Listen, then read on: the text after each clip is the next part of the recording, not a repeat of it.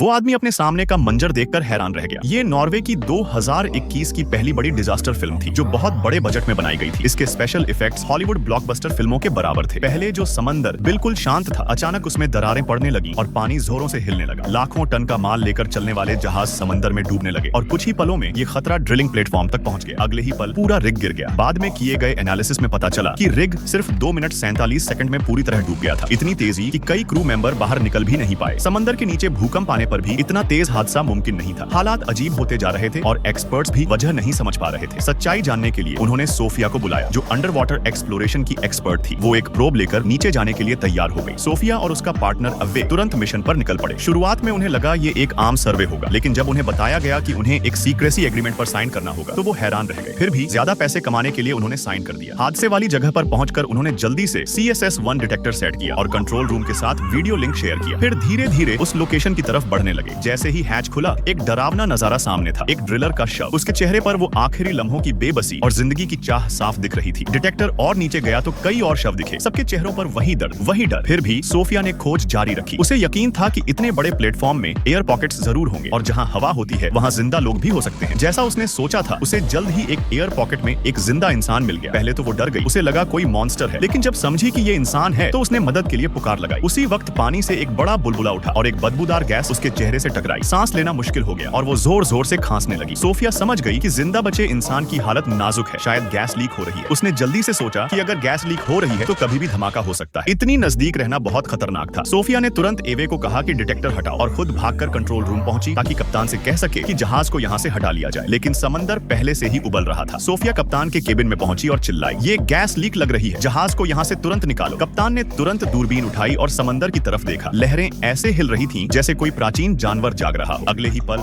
एक जोरदार धमाका हुआ और उसकी वेव पूरे समंदर में फैल गई। इस हादसे में 8 लोग मारे गए और कई घायल हुए। सोफिया खुशकिस्मत थी, उसे सिर्फ मामूली चोटें आई, लेकिन वो बुरी तरह डर गई थी। जिंदगी में पहली बार उसने इतनी खतरनाक स्थिति देखी थी। उसने तय किया कि अब वो ये काम नहीं करेगी। वो अपने बॉयफ्रेंड बाल्डी के साथ घर लौट आई। बाल्डी ने उसे दिलासा दिया और उसे गले लगाकर घर ले गया। कुछ दिनों बाद बाल्डी को फिर से ऑनियल फील्ड पर काम पर लौटना पड़ा। वो एक एक्सपर्ट ड्रिलर था। घर में बोर होकर सोफिया अपने स्टूडियो चली गई। वहाँ उसने अपने साथियों के साथ डिटेक्टर की फुटेज दोबारा देखी और उसे एक बड़ा राज पता चला।